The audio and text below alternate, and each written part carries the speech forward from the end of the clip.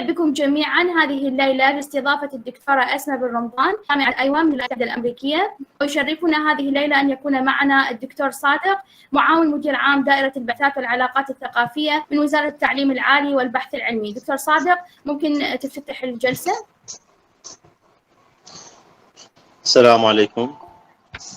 شكرا جزيلا دكتورة فاطمة على هذه الأمسية الرائعة وعلى هذا النشاط الرائع. نتمنى نرحب بالدكتورة أسماء بن رمضان وشاكرين تعاونها معنا، ونأمل إن شاء الله تكون بادئة خير مع التدريسيين والإخوان مشاركتنا في هذه الفعاليات والنشاطات. مركز اللغة في دائرة البعثات من المراكز المهمة اللي نأمل إن شاء الله أنه يتواصل مع طلبتنا وينقل تجارب الطلبة في جامعات العالم يستفادون طلبتنا العراقيين ويتمخض عن تكون تجاربهم ناجحة في الابتعاث إن شاء الله. أترك المجال لكم دكتورة فاطمة، شكرا جزيلا. Start our meeting. I'd like to give you a little biography about Dr. Asma. Dr. bin Romdhane is a Fulbright alumna and an advocate of integrated approach to language instruction. One of her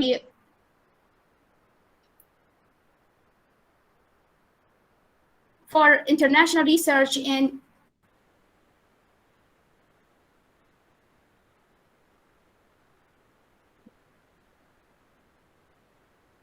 sorry. Yeah. She received a Stanley Grant for international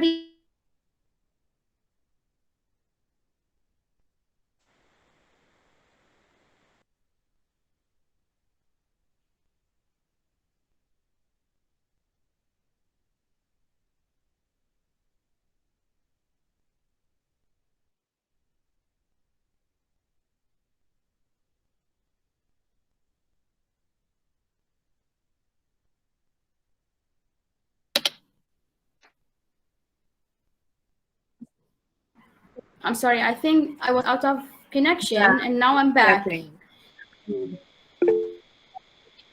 So in 2019, Dr. Asma served as a judge at the U.S. University's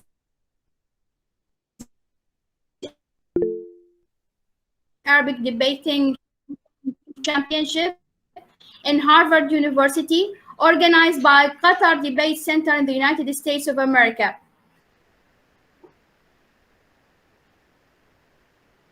In the past few years, she has been dedicated to helping in the culture through her translation and interpretation.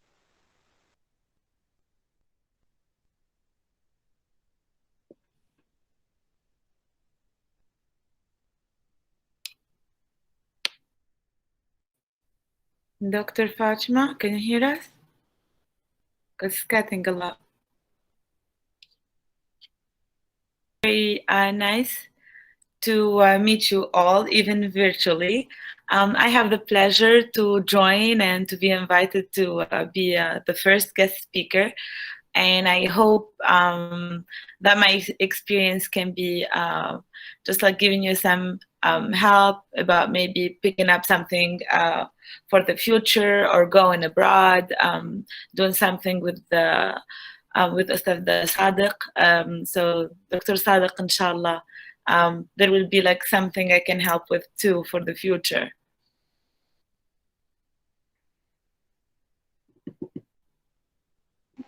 Thank you very much, Dr. Asma.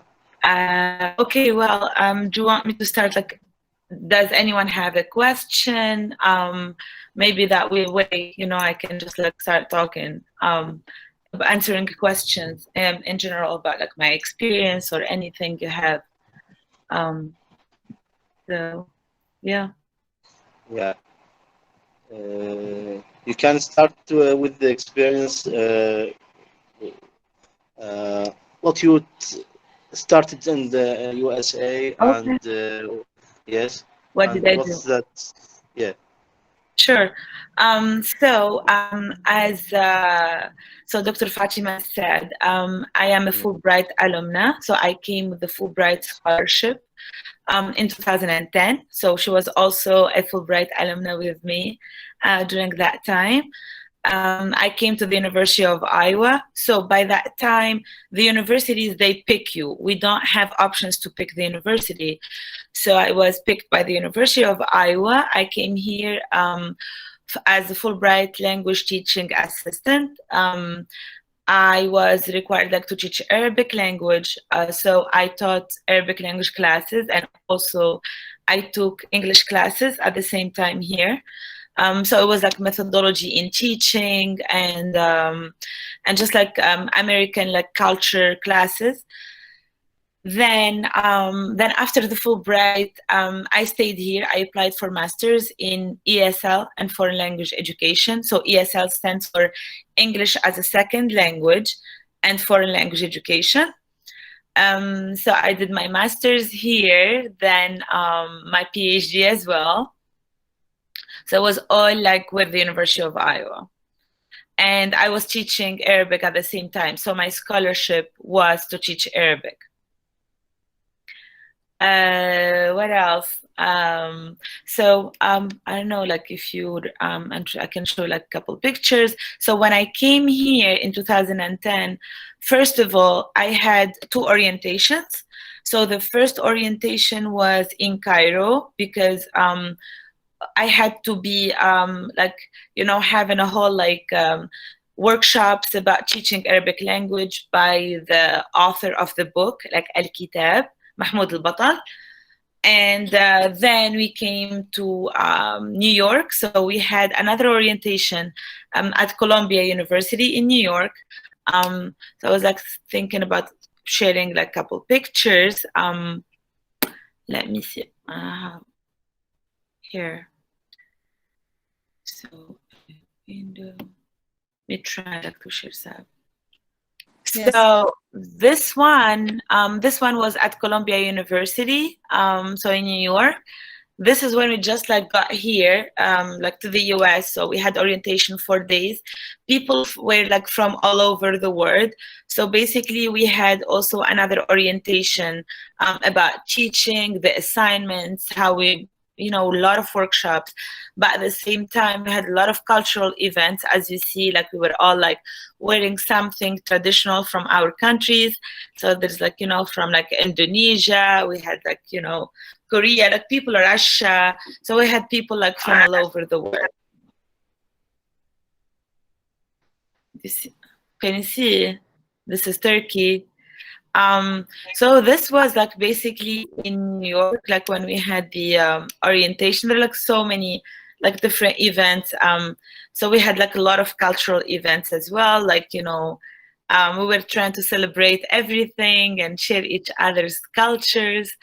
I had, so one of the things like at the University of Iowa was not only like, you know, about like teaching, but also like meeting people from all over the world, doing like cooking clubs. What else? So we had like been, as you see, like it was part of the Fulbright is being a cultural ambassador. So this is one of the things we were like, this is like with Spanish, for example, so TA, and then we were like trying to show each other like recipes and stuff from what we have been doing. I've done a lot of presentations in schools as well, like about Arabic language, about our cultures. Yeah, if you see like a lot of, this is like, you know, part like of the, you know, just like going to different like places. I want to like show you actually. Basically, that was like the first profile picture in New York when I just got here. Then everything was in Iowa, so I was like trying like to also document where I have been going. Chicago, definitely one of my most favorite cities in the US. So this is like Halloween. So this is my former roommate. She's from Brazil. She was also Fulbrighter. She was teaching Portuguese. This is a Fulbrighter from Indonesia, teaching Indonesian from Bali. And this is also Fulbrighter from Turkey. So basically, we were also trying to adjust. We were like on Halloween, as we were all like having our own like costumes. We were trying to assimilate, to adjust, to have like, you know, to enjoy like whatever the experience in the US from everyone. This is during the orientation. So basically with the Fulbright, we had 4 months, then we had end of year orientation. Then we had to share our experiences, what was going on in our host constitutions, also like institutions, and also like some people had host families. So it was basically about sharing the experience, and also taking more like classes and orientation about what we're gonna be doing next. So this was also a gathering from Fulbrighters in Tunisia, and we were each one in a different like institution. We were like in different colleges and universities. So yeah, it was like a lot of traveling as well. Of course, like we were trying to take advantage, especially at first when you come, you don't know how long you'll be staying. So this is in Iowa City. So we were trying to take like, you know, really get the most out of our experience in general. Let me go back. So yeah, so basically like I loved my experience here. I was teaching different classes, so I taught different levels of Arabic language. I've been taking also as I said, you know, classes in education, in methodology, and American culture. I was trying to meet a lot of people as much as I can. I wanted to practice English as well, so that was an opportunity for me to just like, you know, to be immersed in the culture and participate in everything I could be, you know, part of. Yeah. So, do you have any questions for me? Let me start by asking you about the challenges that you have as asking, have you faced any difficult, same thing, have you faced any difficulties in the beginning?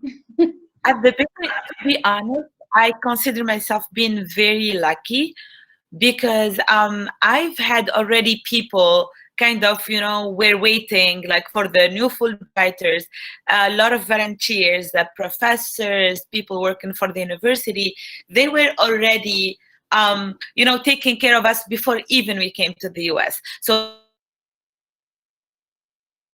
for apartments, they go to apartments, they take pictures, videos for us, so that, you know, even looking for roommates, the right roommates for us as well. Also, like when I just like got here, I had people picking me up from the airport. My apartment was not ready yet, so I had also already like a host family until my apartment got ready. So basically, I really did not have to worry about anything.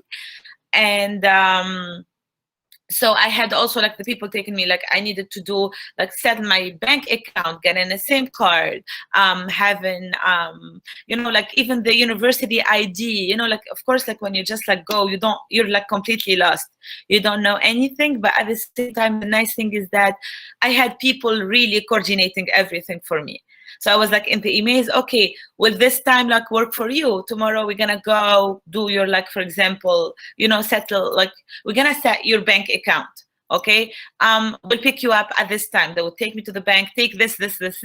So I was really like, to be honest, I feel like I was blessed, because it was not the same experience for a lot of other Fulbrighters. So they had like to figure out everything on their own. They were, you know, kind of frustrated at first, but like luckily and thank God, alhamdulillah, I had already like people who were like really taking care of this. So I would not say I really faced difficulties. I was so lucky. My roommate, so my former roommate is from Brazil. She's also like, she was a Fulbrighter. She came back to do her PhD, and we ended up being more than sisters. So it worked out perfectly between us. The Fulbrighters who also came, we ended up being best friends until today, like 11 years later. We travel together, we go to each other's houses. So yeah, we became like part of each other's like lives. So, but so honestly, I wouldn't say I faced difficulties here. And everyone, like in Iowa City, people are very like, they've been like very open, very like welcoming. I had people organizing those like, potlucks. Okay. Yeah, I do teach Arabic language here. So when I came with the Fulbright, so basically my background is I graduated in applied linguistics from Tunisia, and I was teaching English. So I was like, I came like to teach normally, like, my field was English, but with the Fulbright, you have to teach your native language. So my native language is Arabic. I'm bilingual in Arabic and French, but still they consider, like in Tunisia, my native language is Arabic. So I came to teach Arabic language. Then just with that 1 year with the Fulbright to teach Arabic language, I got my scholarship. So I continued teaching Arabic, and until now I teach Arabic. Before we continue, guys, I'll post the link for the attendance sheet. Go ahead, fill out your names. And then I had a question for you, Asma, but I forgot. Yeah. I just trying to remember things. Hold on, we have something here. So of course, like with COVID, that we had to switch to online. So the thing is that, of course, at first it was a little bit confusing because we were on spring break. And then, like the university, like they just like decided to switch completely online. So we had they gave us another extra week so that everyone, like, of spring break, so everyone would adjust to, like to the classes, everything, especially like all the classes were meant to be like face-to-face exams. So we had to really like, reschedule everything. And also because even with Zoom, like the difficulty was we were afraid that the system will shut down because, in a blank of a second, everything, all the classes, imagine like all the US, everyone is switching to Zoom. So we switched online, and a lot of times, like, the system would crash in the middle of a class. So what we were trying to do is that we were trying to, at first we didn't do face like at the same, like, there is synchronous and asynchronous. Synchronous classes, that means you would meet with your class at the same time you're scheduled for. Asynchronous, that means I had like to record, for example, sessions, give my students homework, and then they have to do it. They would watch the lecture, and then they would like, give me like the assignments, whatever. They submit everything online. So they tried to avoid at first, like the synchronous classes, only for like mandatory things that you have to be meeting with the professor. But so that was kind of the challenging a little bit. I did it, but I mean, imagine like the students, they can check the lecture at any time, not like they have to communicate or to work together in groups.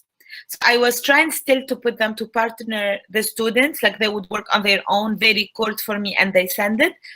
But it was like much easier to do it, like face to face or like in a synchronous. That was like the second semester. Okay, so because like we started like a year and a half ago. Last fall in August, we started first week, we did face to face, but then the corona, like like numbers hit so much that we had the option to switch online. Then when I switched online, I did it synchronous. That means I kept the same time for the class, You know, we meet at 9:30 a.m. or 10:30 a.m. All my students are there. I would put them in breakout rooms. So basically it was like in the class, but of course, like face-to-face contact is always best, but it's like always the best, but still, I mean, it was much better than, you know, asynchronous. So I had like my students, we would talk, they ask, you know, at the same time. I put them breakout room, then I put them back. So so I would say I am adjusted now, like to teaching online. I still prefer teaching face to face because I like more the contact. I like to bring like food to class, you know, showing like more like the Arab culture, you know, like talking about the recipes. So yeah, I try to do as much as I can, like right now, you know, with teaching online. So, but now we will be back. So August like 23rd will be like the beginning of the semester here. We are doing face-to-face so far. We will see how it's gonna be. If everything is fine, we will continue teaching face-to-face. Otherwise, we will have to switch back again to online. And this is, you know, like no one would like is controlling right now. So we will just like play it by ear and how the situation will be going with the variant Delta now. And, you know, do I have another question? I'm not sure if this is a comment or a question, but it's from Radwan from Algeria. So he said إذا كانت تخصصك الإنجليزية وعرض عليك اللغة العربية I think كيف كانت تجربتك لتدريس اللغة تحتاج لشخص ملم بالعربية وقواعدها وما إلى ذلك. Okay, متشرفين رضوان. So okay, well, I'm trying like to use in English, you know, speak in English as much as I can, like for you guys even to hear. So yes, my major is in English, but even to participate with the Fulbright, you have to be really like good at Arabic language and grammar and writing. Well, Asma, let's add to that the Fulbright program is the Fulbright FLTA, not any Fulbright program. That's what I said. Yes, foreign language teaching assistantship. Yes. So they brought people from all over the world, and each one has to teach his or her native language. So I was with Asma, and we have to teach Arabic because we are from Arabic countries. Yeah. So basically, so that's why, as I said earlier, so it's Fulbright language teaching assistant, and you are required to teach your native language. So also not only like, of course, like I speak Tunisian Arabic, so not any Tunisian can come and teach Arabic language. But what happened is that we had really like to like I had like basically, you know, like I was asked to write right away on the spot. They gave me a topic. I had to write a topic in Arabic. I had like to basically I had a student who was American learning Arabic in Tunisia, and they brought like those students and kind of I gave a sample lesson. So I was teaching the student right in front of a supervisor. So, and the student was asking me, so they were like seeing how I was like, you know, replying to the students' questions. And also they asked me like a lot of things related to Arabic grammar. So it's not like gonna come and put you like, okay, teach Arabic and you have no idea, no. So basically you have to know the rules of Arabic language or whatever language your native language is to be able to teach it. I have a comment here, Asma, because have you noticed the textbook? What is it? Oh. One, sorry. Okay. So the textbook that we had in our Fulbright program, it should have all the dialects, Egyptian, Tunisian, etc. So I had difficulty. Sometimes I have difficulty because I have to teach students the differences between the dialects. So the most difficult one is the Tunisian or the Algerian one. So that was one of the challenges that I have faced. Well, for me, so in the book, like we had Al-Kitab, and Al-Kitab basically they have Egyptian and Levantine. So these are the two like dialects that Al-Kitab introduces. For another dialect, it depends, for example, if your university is interested in teaching another dialect. So for example, for me, I've taught Moroccan Darija.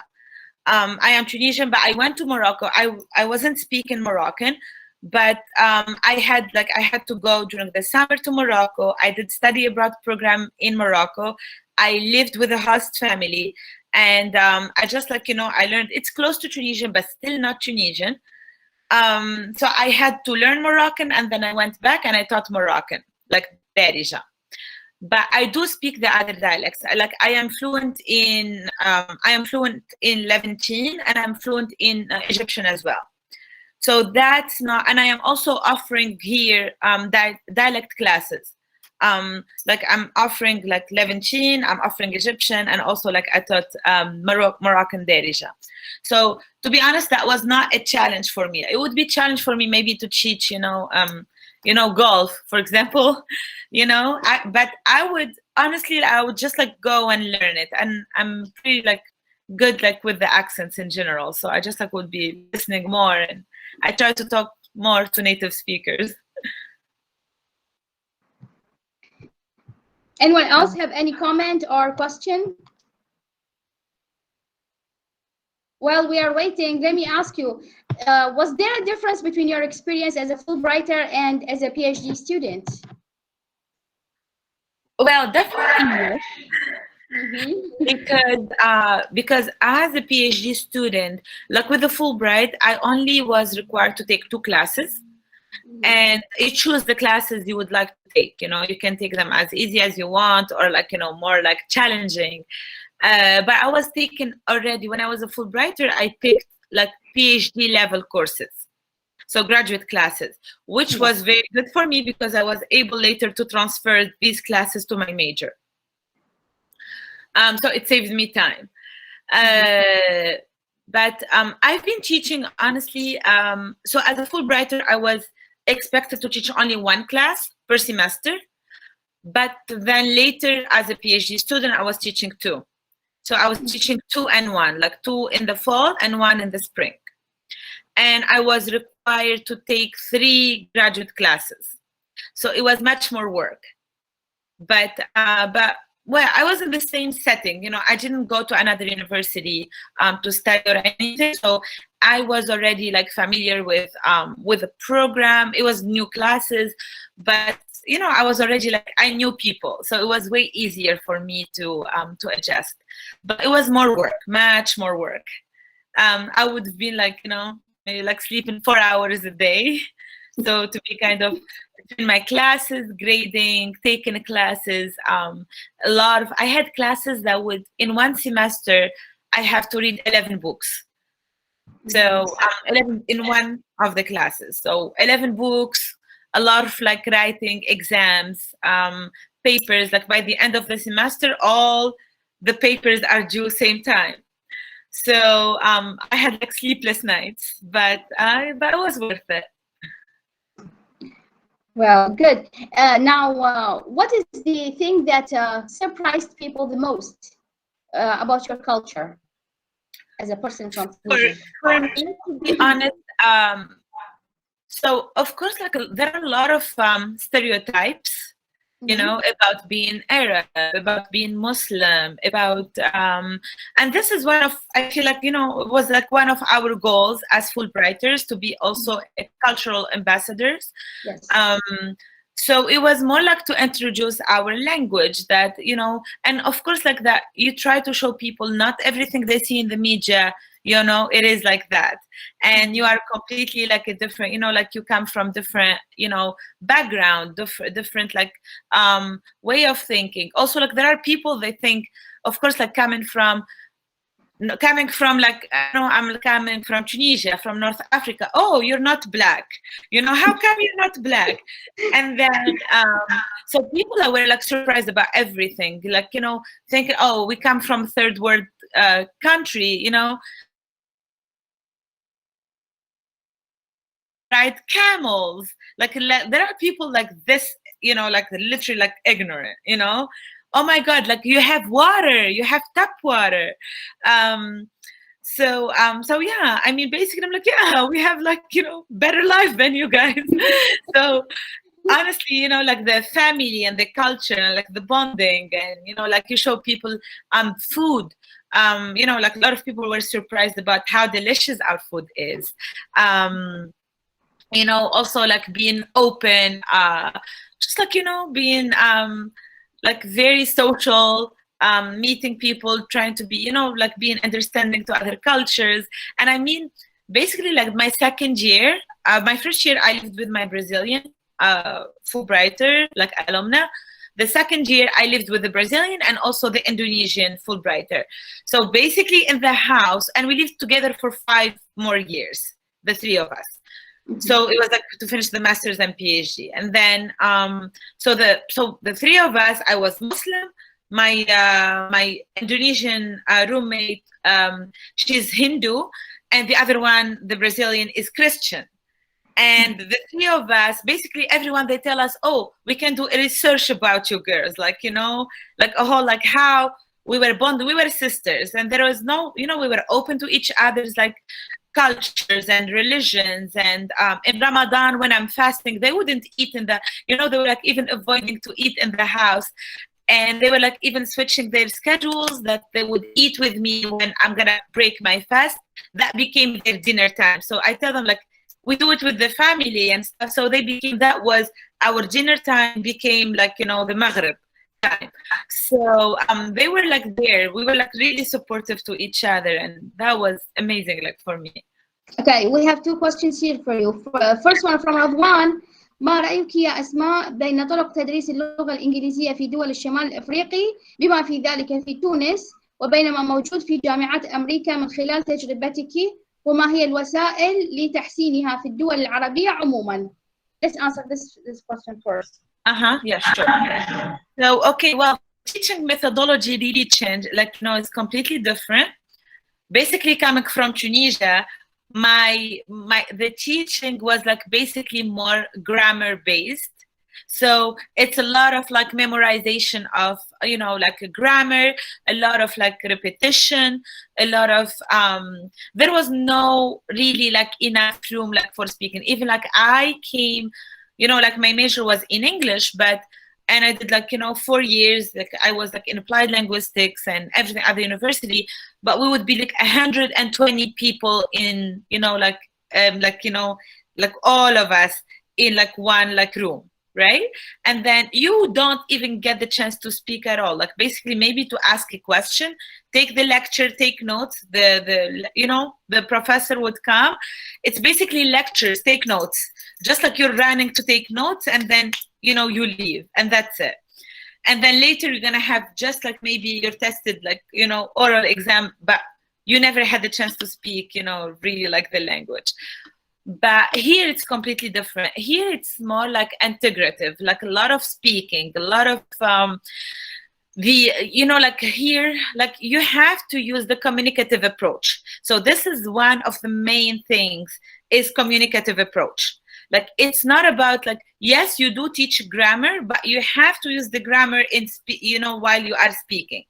You have to, if I'm teaching the language, so everything is related to like your goal by the end is the students are able to produce the language using that grammatical function. Does that make sense? So so it's more you apply the rules, you know, like, but it's like you don't feel like I teach grammar. Of course, like I teach mainly like I'd say, I don't know, like let's say I'm teaching the students like about past tense. If I teach them past tense, okay, here's the rule, but then we're gonna apply the other like verbs with using examples that they know, they come up with. So basically they do most of the job. I just like, you know, I am more like kind of just like, you know, supervisor, and I'm all like guiding, you know, but they have to kind of go with the flow. I just like give them something, and then they just like build more. So, and they feel they are working more with the language. It's more their work than it's my work. So I'm more like guiding them. So yeah, well, how would we teach, like, you know, in Arab like culture, honestly, I feel that we have to step away from the tradition, you know, traditional way, because sometimes you feel this is the easiest way to do it. You're used to do it like that. It's easy. Okay, memorize, take notes and go. but I feel that it's time like to step away from everything you are comfortable with and be, you know, just like out of your comfort zone. Like, you know, look at, you know, like there are a lot of samples that are like, you know, there are so many like programs online or on YouTube, or that you can even get an idea. Also, like I do encourage everyone like to participate in conferences. You know, there are a lot of things, especially with COVID, a lot of things where like became online. You can just like pay from anywhere in the world, and then you can just like, you know, attend. And there are a lot of workshops about how you teach reading, how you teach grammar, how while you are implementing all the very like, you know, the last like things using technology in teaching, you know, the language. Did I answer your question, Ridwan? I think yes. Let's see the other question from thank you. Ali. You're welcome. Okay, good. Okay. Ali is asking about what are the programs you use to in teaching online or you are using with your students? Okay, well, first of all, like the first platform we use is Zoom. So basically like Google Meets, but we use Zoom a lot here in the US. That's like for our meetup groups, but I teach, so with my students, I have a lot of like complementary things online that I can find, but which is I use like Flipgrid, for example, for speaking. I use Kahoot. So I'll tell you about like each one of them. So for example, Kahoot, for example, it's I can like show you too. So Kahoot, I prepare like kind of quizzes, okay? But it's like students that would answer as if like the TV programs that you see, what is the right answer? But then students are all like, I can kind of make them compete, you know, who will have the right answer first. I have a question, I give them options, and then they pick the right option. So whatever, like to review grammatical things, to review like the vocab, to review, you know, so I use like Kahoot a lot. I use Quizlet. Are you all familiar with these or no? Well, for me, I don't think so. Okay, so yeah. Quizlet, so basically, let me show you. It's gonna be easier. I don't want to be just like talking only. Okay, let me. And I think Awatif's question is also connected to this item or aspect. She says, can you please recommend one of them? I mean, the online sessions for teaching. So, yeah, so honestly, each one of them has a different like objective. So for example, I'm gonna show you. So who is that? Okay. I'm gonna, but each one has a different way, like how would you approach it? Whether for students like to practice, I'm trying to show you.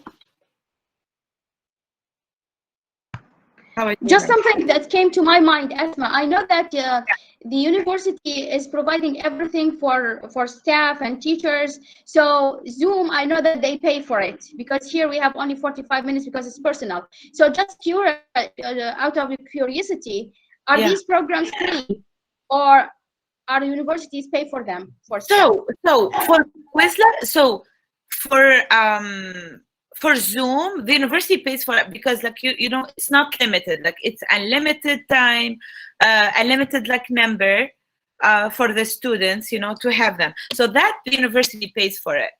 But for Quizlet, only you pay if you want to have like extra things. Let me show you. I'm gonna share my screen. For example, let me share my screen with you. Okay, 1 second. So your entire screen. Then. Yeah. Okay. So basically, what I do with my students, let's say here, I'm teaching so my students about Arabic food. Let's do something. So this is Quizlet. what I do on Quizlet is that it takes time, yes, but you know, if you are teaching later the class again, it's gonna be, I have my material ready. So, for example, I take, you know, they use like flashcard, they can play, learn, write, spell, test, match, gravity. I'm gonna show you this. You see this? So basically what I do is that I put the vocab words I want them to learn. I put a picture for it. وجبة, meal, طبق, plate, you know, الفطور, breakfast. You see all this? الفطور, الغداء, العشاء. Then they are learning their vocab. Okay? So this is like, this is for first year students, okay? So this is like literally after like maybe what, like 4 months of learning Arabic. So they know already how to read and write, and we are building the vocab so that they can use it for food. Like, yeah, this is like 4 or 5 months after they started from like in their entire life learning Arabic language. So this is like the vocab, okay? I give them like the pictures, blah, blah, blah, blah, all this, okay? Then what I do is that, so for the students, I create all this. Then the students, they come, if you see like I can add it to class. So they go to class and they have access to all these. Then for them, they can play with it as flashcard, learn, write, like, you know, for example, if they pick this, it gives them the chance to practice when we are not in class. So they can type strawberry. Okay, then they have to practice writing, تمام, فراولة, for example, in Arabic. And it gives them the feedback right away. And you can do this with English. You can do this with any language. Okay, this is like, and in any subject as well, you want to test your students. You are teaching history, like, you know, the terms. You want to teach, I'm teaching students about the Arab word, for example. You know, I give them the map, and then they would like know which country, where are the countries, for example, you know, located. Then test, for example. They can take a test, and also it gives them like, you know, the test, written like question, garlic. How would they write in, you know, write question, for example, you know, thumb, for example, pastries, pineapple. So, you know, this matching question, beverages. Then they have, you see, like a test is already created. You see? So this is all from just like the vocab words I gave them. So this is practice for the vocab. Does that make sense? Well, it makes sense for me. Question, like kufta, and then they have to pick. Okay, whatever, like baba ganoush, you know. So it's just like it plays like with whatever, like their knowledge. And this is like a simple, this is just simple vocab. So what I do later, for example, they have, so these, they will do them not in class because I have only 15 minutes. I don't want to waste the time for my class. So basically, like for their homework, they have to work on this. They have to practice. Tamam. Then what happens, what I do with my students is that I give them in class, I do with them, that's my review quickly. I do Quizlet live. So there is individual, like the students will play on their own, or the students will play in random teams. So let's say it's the first time I pick individuals to see whether each student prepared. Then later this to work together. So this is how it works. So here, for example, I choose, okay, do you all see my screen? Yes. Okay. So for you all, for example, you have to go to, this is what I do with my students. They go to Quizlet.live, Quizlet.live, this one. They go online, they have the code, okay? They enter this code, then they will write they will be in the game. Then they will enter their names.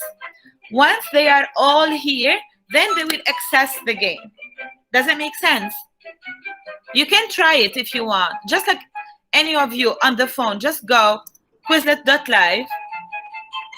And this is one of the things my students use the phone in class, but they use it just like to learn something, not to text with their friends. So you can try, just like so they have an idea. Go to www.quizlet.live. then it will ask you to enter a code. Use this code.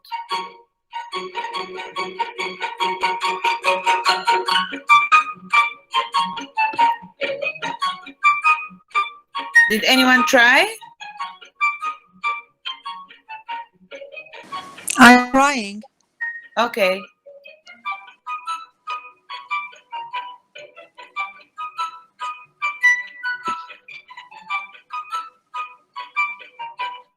Because I want to show you, like, you can use it anywhere. The code? The code is this one, 463163. 463163. Continue. Then it will ask you to write your name. Okay. Done. See, I have Ali already. Done. Okay, I have Awatif, okay? For example, if just like I have, like the rest you can, so for you, Ali or Awatif, you see yourselves here. Yes. So that's how it works for the whole class. All the students, they'll write their names and they'll be here. Then, like for example, for now, I have Ali and Awatif, just both of you, and then I create a game.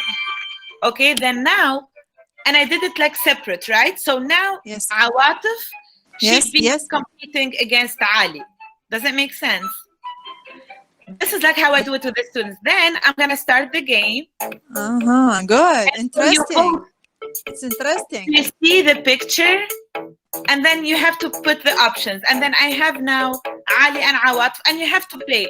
So Awatif, if you see, you are competing. Like, you know, for example. What do I have to do? What do I have to do? You have to pick the right answer. There are no options. No, it will show you, for example, Ali. I've got banana, potato, menu, roasted. Yeah, but you have at the you didn't see at the beginning. At the beginning, they gave you a question. What is this? And then you have to pick the picture. Do it wrong. Try to go to the next one. Yes. Okay. So it asks you, for example. Yes. If you make a mistake, you will go back. So basically, you will be competing against each other. Does that make sense? And then I do this in all the class. Now Ali, for example, is the winner. He finished. Yes, good for him. Right? Yeah. So that's how it works. Okay, just like I'm giving you an idea how this works. Okay. Okay.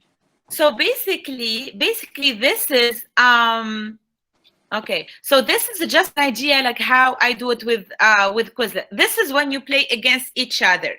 But later, when the students are more familiar with the vocab words, what I do is that I put them all, like, you know, then they're gonna be in random groups. So you're gonna work with 2 more students.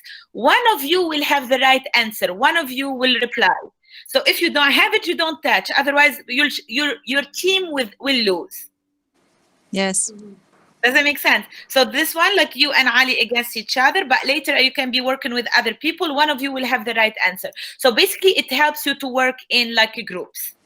You know, you look at each other. Oh, I have it. You know. Then, so this is like, for example, this is the warm-up for me for a class, okay? Like for the vocab words. And then later, I just like go with like the students, they have to make up their sentences with these vocab words. I give them maybe like questions in English. And let me show you, for example. So here, for example, so I give them like questions in English, and then they have to translate them, you know, into Arabic using the vocab and the grammar that we learned in class. So you see this? I have 7 sets. For example, this is for 1 semester, and I have 26 members. These are my students. Okay, I had 26 students, for example. Okay. Yes. And then Arab countries, and capitals in Arabic. So they all like have this. And the nice thing, I can see like whether my students practiced, know how did they do, you know, in it. So that's the nice thing about it too. And I'm the teacher. So this is Quizlet. And as I said, you can use it in anything. Like literally, look, if I open the library, these are like for me when I play with it. I teach them about masdar. I teach them about, you know, here like Egyptian, whatever. I want to teach them about things in dialect. And then show you. Like for example, home, and this like it can give you an idea about how this works. Like this is my library, but you can go Quizlet general. So I want to show you, like you can use it in any subject, literally. Can we use it with a certain age or with all ages? Any age, like I use it with university students. So basically it depends on the content. Even kids, they like to Yes. you know, look at the kids games, and then they have flashcards and they pick which is the right. You can use it, you can make it as simple as you want. Yes, You know, and this for me, it because seems interesting. Yes. okay, I'm glad. So this is the Quizlet, okay? There is also Kahoot. Kahoot also like similar kind of, but also like you. So What is it? Sorry. sorry for interrupting. Yeah, it's fine. What about the books? Are you upload the books, or it is already in the Quizlet? For the book? No, For they the book, have yes. it. So yeah, let me do this 1 second. Okay, so no, so Quizlet is for me complementary to what I have in the book. So you know, like in the book, they have at the beginning the vocab, for example. So I try to make it fun for my students. You know, instead of Okay. them, like for example, taking the book and learning the vocab, write down the vocab, what I do is that I take all that vocab for the lesson. Let's say, 1 second. I'll show you. So for example, like this, like from Alif Ba. For example, like this is the book. I have, let's say, okay, this is what I have in the book, okay? Do you see? So Yes. basically with each, Yes. they have their units, right? They have units. Each unit, then there are like the vocab I need to be teaching. So basically in general, what we do, that's like one of the things we're talking about, how we are doing it in back home, you know, in general, is that you have to the vocab, okay, memorize the vocab, and that's it, right? Okay. And then later you are assumed to do it. For me, what I do is that I take this vocab, and I create the Quizlet. I go to Quizlet and I take each vocab word and I put the picture for it. And then I create that all just from this simple vocab. So I make it interactive for the students, that they use it in matching, in picture, type, what's this, so that they have time to practice. And this will be their homework. So they do this at home. I'm not gonna waste my time in class.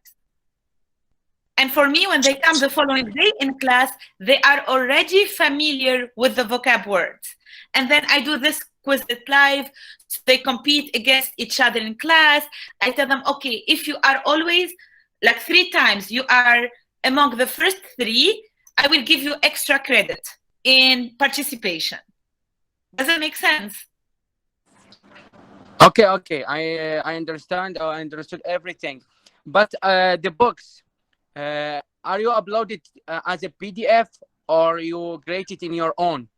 Oh, no. The books, so the thing is that the books, the regular books, these ones, they are assigned like by the program. Okay? Like most of the US institutions, you talk to anyone teaching in the US, basically they will start with this book. This is the book they go with. Okay. Thank you very much. So they have the book, they have the physical copy of the book, but also the book is available on, like on PDF. This is the point. How much time do you have to create a Quizlet for your students? Oh, it takes time, but okay, let me tell you something, Ali. It does take some time because also, I didn't show you. I also record my voice. So here, for my set, I can let me, like for the students, I don't know, like if you hear, 1 second. So listen. وجبة. Do you hear? الفطور. Breakfast. Do you hear or no? Yes, I'm here. Yes. Sugar. Yeah. Sugar. So I Sugar. record, basically what I do is that, because if I do it, I rely on the program. Sometimes the program doesn't read the words in Arabic right. So I am paying, like I pay like $2 per month or something, so I can create more things with it. And then I record my voice for the students. So they already listen. They can listen to sukkar, sukkar, sukkar. They can play and it repeats like my voice, okay?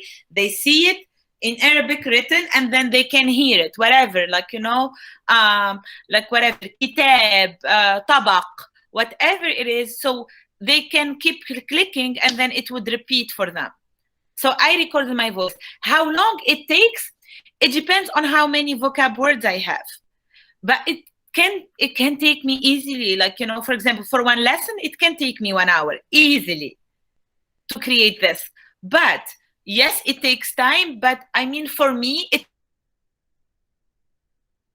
students, they have access to it, they can practice.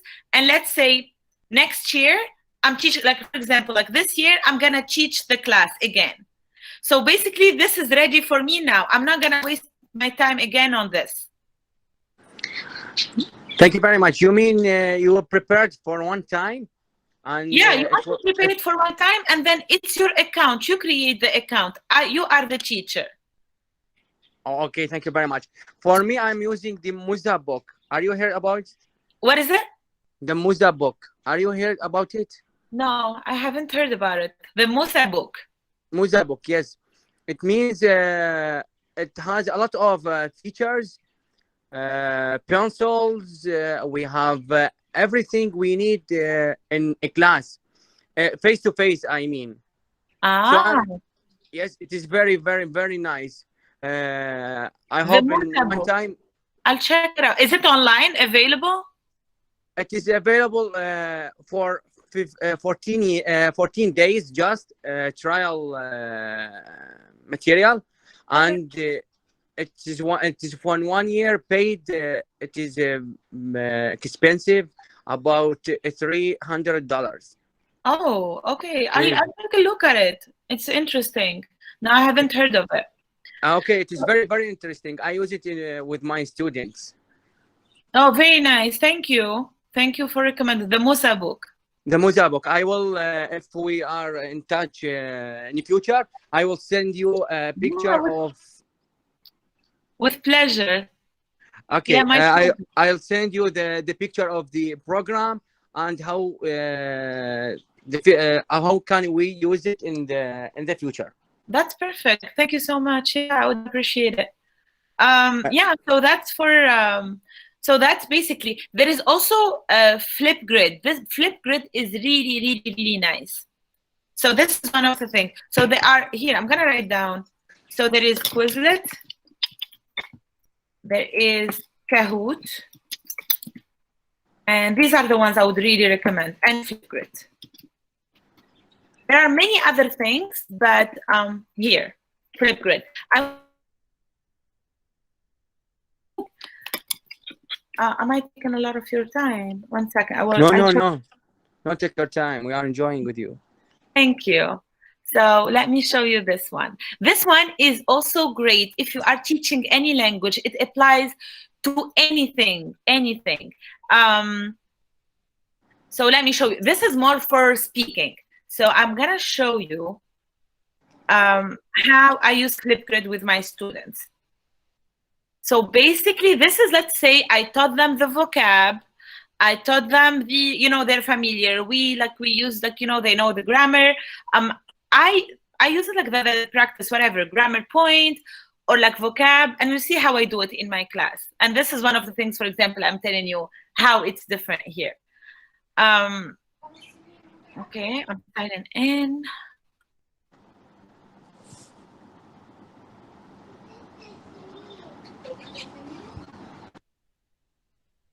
Okay. So,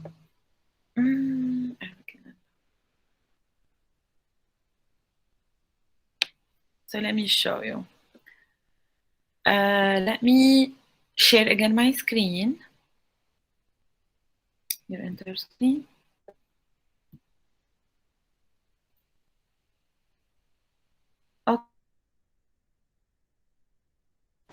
Yes, yes, yes, it's Okay. clear.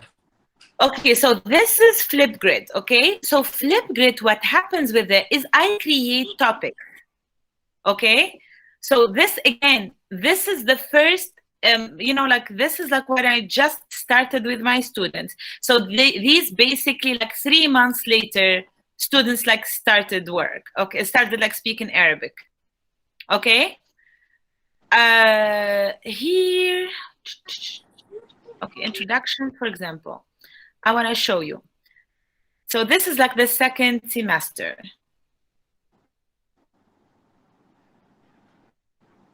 Here.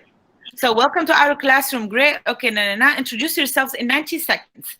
And these are my students that already took this one. Like my students took already 1 semester. That means like 4 months of Arabic with me, or 3 months and a half. Okay. So this is the beginning. These like I'm gonna pick like literally like an American student here. And he never had been exposed to Arabic. So what happens, this is the just here. مرحبا اسمي زيك أنا من أرلينغتون فيرجينيا قريب من واشنطن دي سي في نورث ويسترن أدرس المسرح والغناء واللغة العربية أحب دراسة اللغات أدرس اللغة الإسبانية أيضا أحب أسافر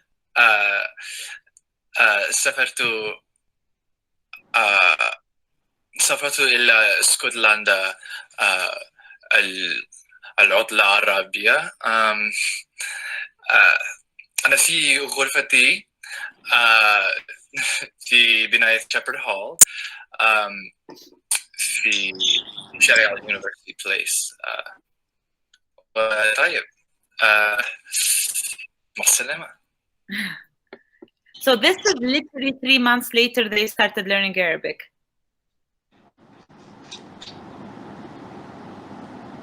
Do you see that? So this is, for example, this is just introductions, but later, let's say, this is what I do for them.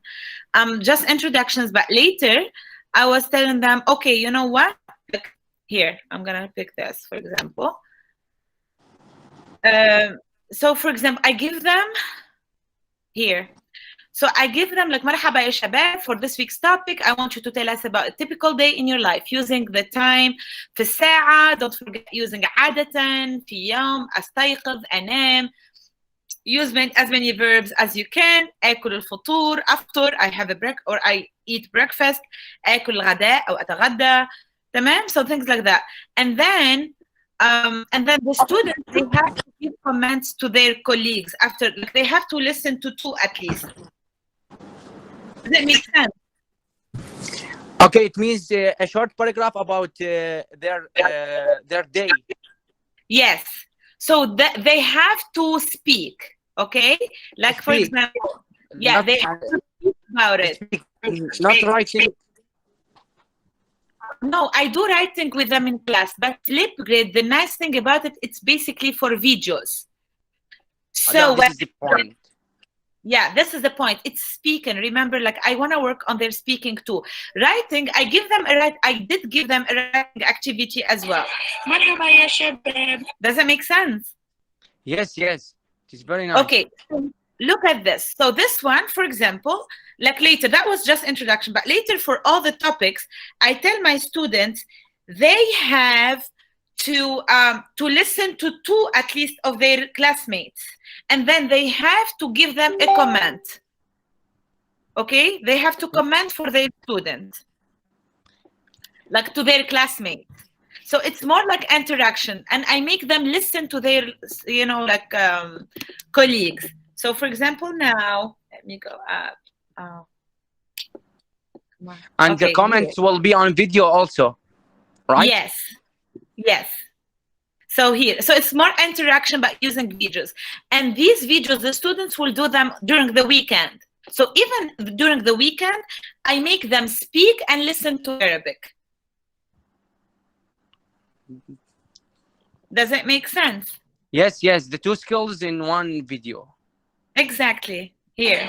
مرحبا يا شباب، كل يوم أستيقظ في الساعة 9 وأفطر في أليسن في حوالي الساعة 9:30، ثم أذهب إلى صف اللغة العربية، وفي يوم الاثنين بعد اللغة العربية عندي تاريخ أمريكي، وبعد تاريخ أمريكي أذهب إلى أليسن كمان لأكل الغداء في الساعة 12، وبعد الغداء أحب الجري، وكمان أفعل واجب في صفوفي، وكمان because she's done some dialects as well. أشاهد softball في وأكتب معهم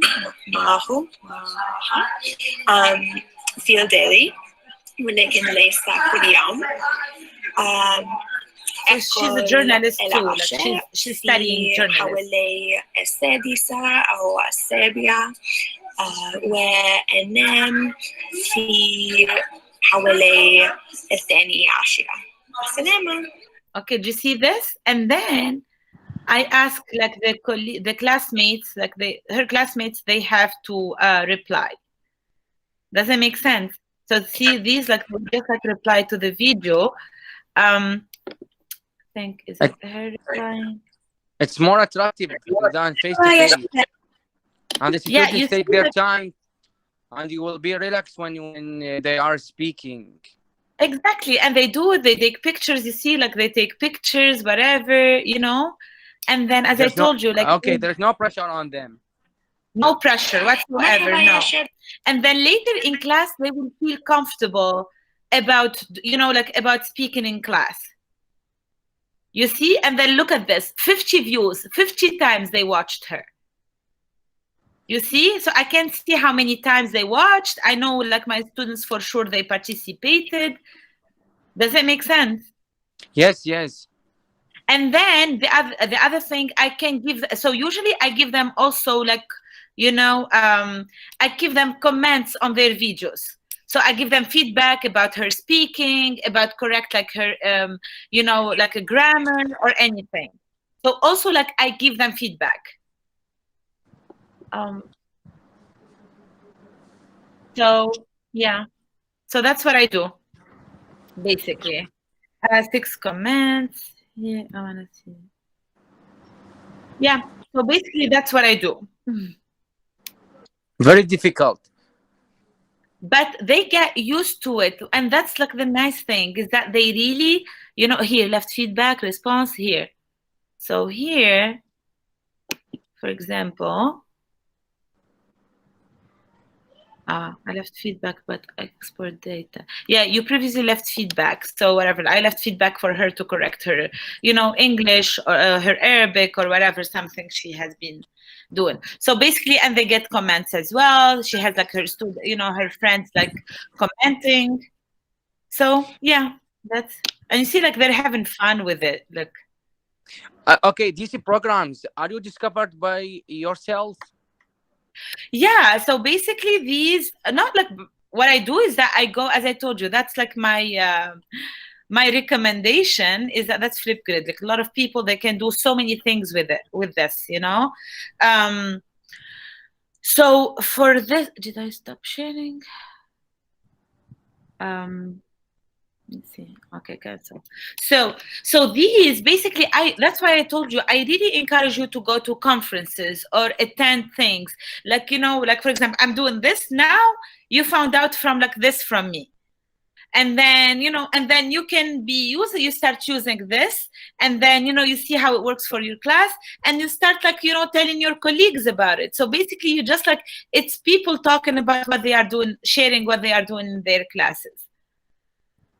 And I look for things, you know. I'm like, okay, what are like the last, for example, technologies to use in the classroom? And then I try, like I go to YouTube, I go to like Google, I look for things and see what works for me, then I would use it in my class. Okay, it depends on the environment. We have problems in Iraq. Sorry, I'm Ali. I'm from Iraq. I am really sorry. I didn't introduce myself at first. In Iraq, we have the problems in the internet. Very low, very weak. So, this is the first one. The second one, we are not training to use the technology, the electronic in teaching. So we are suffered from many things. Yeah, but that's the issue. This is the issue, Ali, is that like now we're talking about how would you compare, you know, like teaching, you know, in the US versus teaching in other countries. So I told you about the Musa book. The Musa book, I paid for it, and I experience, and the programs you are using, it is very, very useful in the 4 skills. Yeah, that's so nice. So they use them and without shyness, without pressure. I'm really, really appreciated your efforts. Just the one program left, the Kahoot, please. Yes. So for Kahoot, of course, with pleasure. So Kahoot is also the same principle as Quizlet. But let me show you this. I'm sorry taking your time. Oh, no, my pleasure. I'm glad I can help. But you are the opportunity of us. Please, anytime. Yes, please do. Please, this is what I want. So I'm logging in. My mother, Dr. Fatima, I am really sorry. No, what are you sorry for? No, please, I'm glad. I'd love to have people interacting and asking. Good Lord, Ali.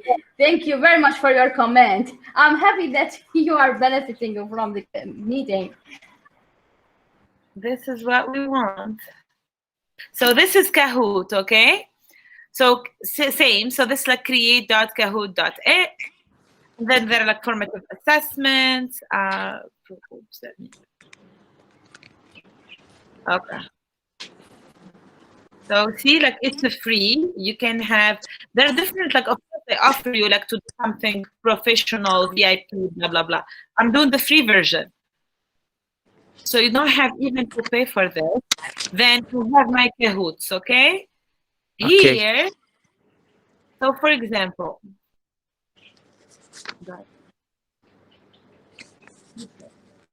So for example, here I'm reviewing lesson 6.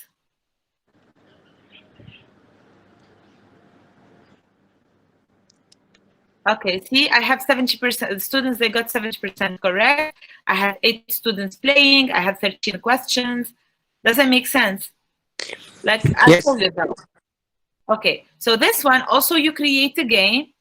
I'll show you. So this one, choose how to replay this Kahoot for virtual classroom or for like self-paced learning. I can assign this as a homework for students to do, or we can play this live over video or in class. So let's say I'm gonna do this one. I teach. It means you are needing, or you need the internet in your class. It's always, all this is with internet, all this.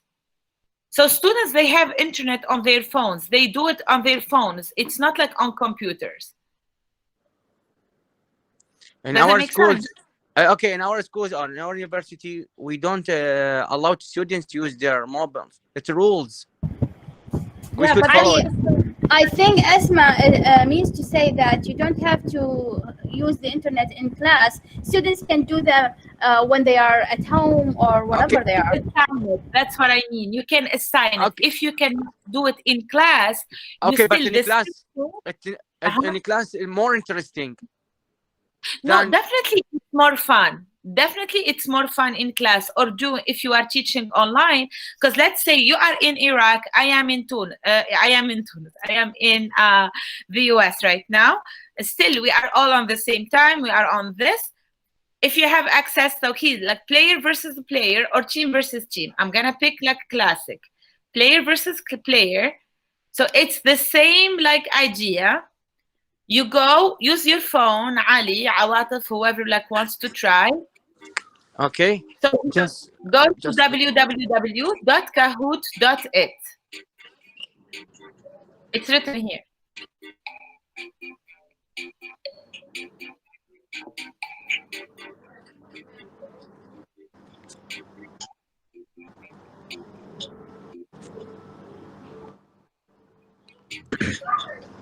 I need two at least so that you see how it works. So go to www.kahoot.it. Then there is the game pin. This is the number, the code. And you will all see the screen.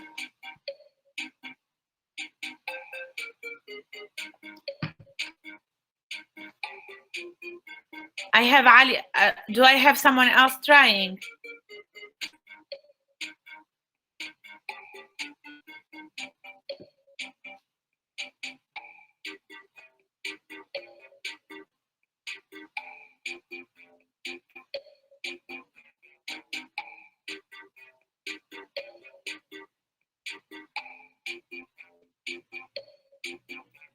Ali?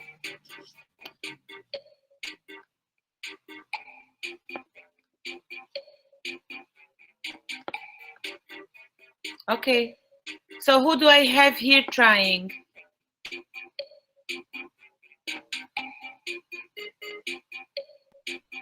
Hello?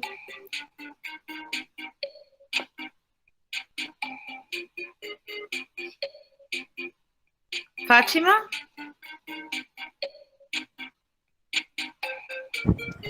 Yes, I'm trying to enter the game.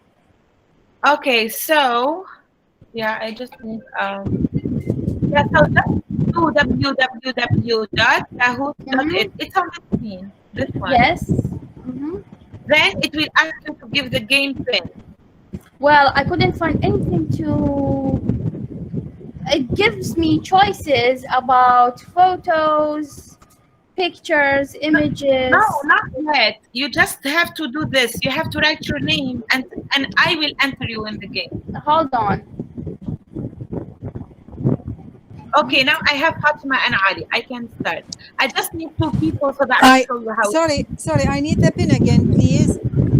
Yes. 685. I didn't hear it. What? 685. 685. 83. 83. 23. 23. Yeah. And enter. Enter the game and write your name. Okay. Okay, go. Okay, I have you. Now I have Awatif, Ali, and Fatima, okay? Just I want to show you how it works. Now I'm going to start the game. So basically, Awatif, Ali, and Fatima, they're going to start playing against each other, okay? Like whoever... Okay. But this, like, will give you all the chance, but, you know, like review quiz. Like, let's see, like, how it works.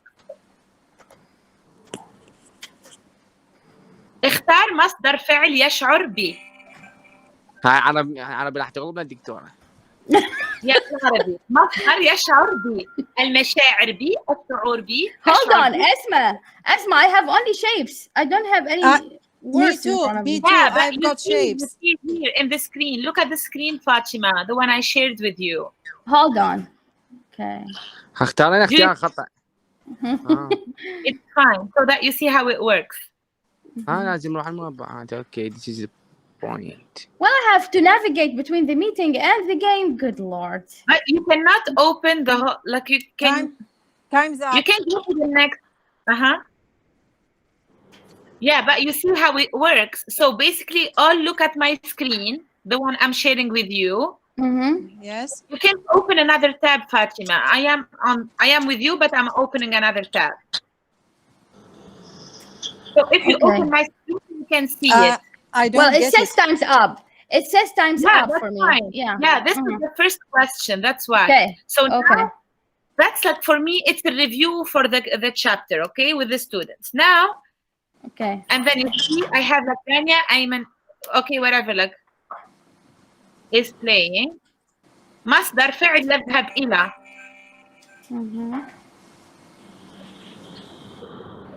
And then you pick. Do you all see this? What is it? Well, Yes. okay. I think I got it.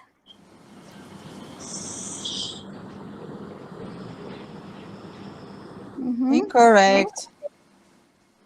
So whatever, like what did you use? يذهب إلى, so you have الذهاب إلى, إلى. correct. Yeah. Yeah. I got it. Because we have, that's what I play with المذهب إلى, اذهب إلى, الذهب إلى, الذهاب إلى.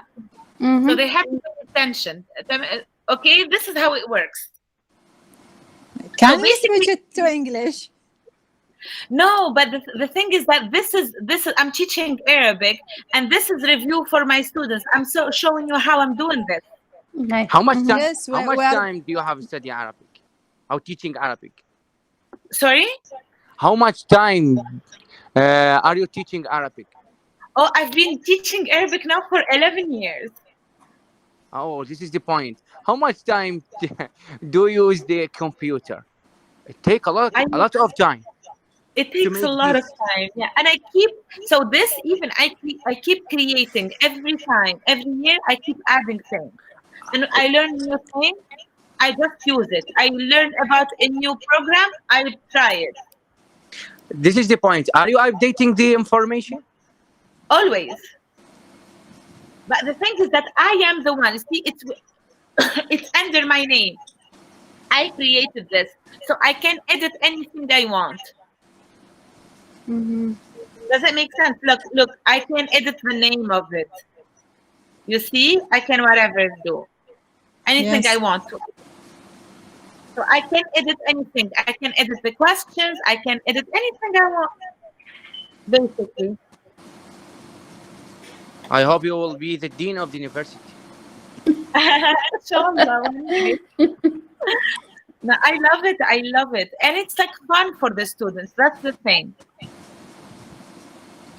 So students, yeah, like you keep engaging the students. And they feel like, you know, it's fun. They are like competing. You know, it makes them excited. It makes them excited to be prepared in class because, you know, like even like to play and everything. They're like, oh my God, like I know they're not ready. They didn't study. I'm like, you know. So it pushes them to be ready for the class. When we do it, they want to kind of also like, you know, I encourage them. Oh, you're gonna have extra credit for like you know, for the quiz. If you do this 5 times and you are like the first one, you know? So I just like I give them motivation. Do you stick with the curriculum or you go beyond it? Oh no, I don't. So the thing is that, here's the thing. Because we are different teachers, right? And we teach different levels. So what matters is that, let's say I'm teaching elementary now, my colleague is teaching intermediate. So we say, okay, by the end of the semester, I have to cover until like chapter 6. The second book, and I am done with the second book, and we say, okay, so she tells me I'm gonna start with chapter 6. So for me, I play with my time, the time I want. I create my class the way I want. All I do is that I give them you know, I would work with my with my students the way I want, as long as, okay, we're using the same book. When they go to my colleague later, so they're not, of course, it's not like they know something completely different. No, but they know more than what we have in the book. Okay, the range of your students, the range of their age. Yeah.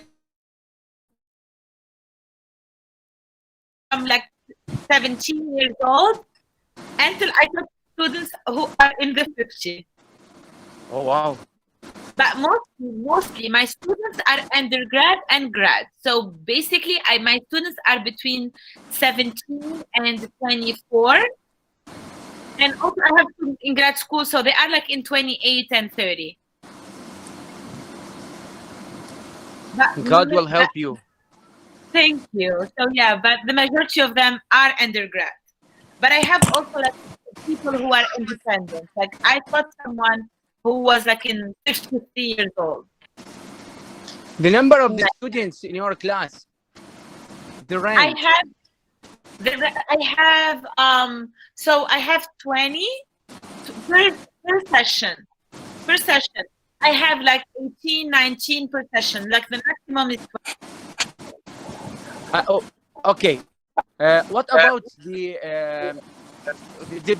classroom, the building of the classroom? It is very big. Yes, the classroom itself. It's nice. It's nice. Like I have space. I have space for the students. They have space like to go around and everything. But it's not. I don't teach in tiny classroom, and I don't have too many students in the class. So like for me, for me, 15 would be the best number to teach, especially first year, because I have time to work on their letters, on their pronunciation, and I have only 50 minutes every day. We need you to come to Iraq to see the number of the students. Yes, huge number. We have 60 or 70 students in one class, and the class is very tiny. I know, but that's the issue. It's too, but that's why we are talking about the number. Like when you have less number, but that's the thing. It's the same in Tunisia. That's why I told you. But also, don't forget is that the education for us is for free. But in the US, they pay a lot of money. This is the point. So that's the thing is that, who's gonna like the government or whatever, like in Tunisia, you're not gonna afford all these professors to have only 20 students per class. That's why it's for free. Well, it's like they gather as many as they can students. They can have access to education, but they're gonna pay only one professor. But for me, the maximum is 20 to teach. The maximum. Yeah, the maximum is 20. Like usually it's like 15, 16 per session. But the maximum, like now I'll be teaching 2 sessions, and then I have 18 in one session and then 17 in the others. And maybe I will have more because classes didn't start yet. Now you are teaching face-to-face or online? Or both of them? So now I'll be teaching face-to-face. Classes start on the 23, inshallah, on 23rd of August. So we will be teaching face-to-face for now. We don't know if they will change to online again. So I'll be face-to-face with them for now. Because in the US, like the COVID, with the COVID, the vaccination is much better and the COVID went down. So that's why they are back to face-to-face. But because now with the variant Delta, now it's starting to go up again in like California, in New York, in Florida. So they are worried that when students come back, the number will go up again. So if the number of the COVID will go up, then maybe we will switch online again. Are you taking the vaccine? Or you are afraid? Oh, I already took the vaccine in March. I'm fully vaccinated. Fully vaccinated. Which kind? Yeah. In March, I had Pfizer. So am I. Yeah. I had it this month. Yeah, inshallah. So here in the US now, it's available like anytime you schedule and you go there. They have a lot of vaccines, so people, they have access to vaccines. But the issue is that there are a lot of people still, they refuse to get vaccinated, and that's the issue here. Really? Even in America? Yeah, even in America. Because we are not specialized in medicine, so we are affected by the speech of the people. The people are. That's the thing. There are people here. Let's say maybe 30% they refuse, but the 30% in the US is too much.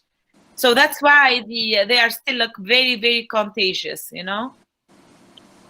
We have the contrary of this 30% here in Iraq. Only 30% vaccinated. Yeah. Yeah, I hope it's gonna be Or better. even inshallah. less. I think less. Yeah. No, inshallah it's gonna be better. I really like hope. Inshallah. Be We wish that too. Yeah, inshallah. Inshallah. Thank So you, do you thank have any other questions? you very much for your information. For Of your course. Pleasure. It is a pleasure to meet you. Well, likewise. Thank you. Any other question for me? Guys, if you have any other questions, I'd like to thank you a lot, Dr. Asma, for the gracious information and the rich information that you have gave us. We started with your experience in the United States when we ended up talking about methodology in classrooms. That was fun. I'm glad. This is the best part of it. Yeah, and we kept you for more than an hour and a half. Well, it's completely fine. My pleasure. Thank you. I don't know the time now, your end. Maybe it's early in the morning? Yeah, here it's 12:30, like 34 p.m. So it's my. I'm so sorry. No, it's completely fine. My pleasure. Are you hungry or not? Well, I have a last question, please. What is written on your earrings? Confused me. What? Ishq? Yeah. I couldn't read it. Yeah, because it's on the side. Thank you very much. I love calligraphy, so yeah. It's very beautiful. Yeah, and I get a lot of people asking me. It's nice because a lot of people, they tell me like, what's, they get like curious about like the calligraphy. And then I tell them it's Arabic, then yeah, so I advertise for Arabic language everywhere. Very good, very good. Good luck, doctor. Thank you very much. Thank you so much. Good luck to you all. And yeah, please reach out if there is anything. Thank you very much. Thanks a lot. And I hope all people signed up for the attendance sheet. I'll give you a few more minutes to think about questions if you have any. If not, سجلت دكتورة. سجل علي. خليت الرابط بالcomment box. I'll post it again. I'll post it again. comment box في الرابط. Thank you very much, Dr. Fatma. Thank you very much, Dr. Asma. Thank you very much. You're more than welcome. There you go. Here's the link again. I'm starving. Hello, doctor. She sent it already. She sent it Ali. I sent you the link. My mother, how are you? مشتاقين دكتورة. شو وقت نروح؟ احنا الأشواق. وين؟ نكمل هذا الكتاب. مو اتفقنا. Ali, we are here with people. We are here with people. You can talk to me on the phone later. ماشي. Okay. طيب, any other question for me? Guys, if you have any other question, suggestion, if you like, yeah, we are open to hear you. Definitely.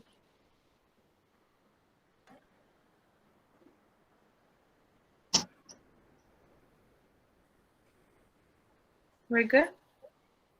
I think we're good. Okay. So now, thank you again, Dr. Asma, and I hope that in the future, maybe if you have any other topic to talk to us, we'll. I'm more than happy. I'm more than happy. Thank you. Yeah, maybe to meet you all. Yeah, I'll be in contact. I'll contact you again for other suggestions. And then thank you all for attending the session today. It was very fun. Thank you for everyone who came and listened. Thank you. And we all benefited from the links that you have shared, the sites that you have shared, and your experience with e-learning. And I wish you all good night. And if you don't have anything else, I'll call it off when you are ready. Ali, do you have anything to say? No, I wish for her. Next time, I will see you at the dean of the university. Inshallah. Inshallah. Inshallah. Thank you very much.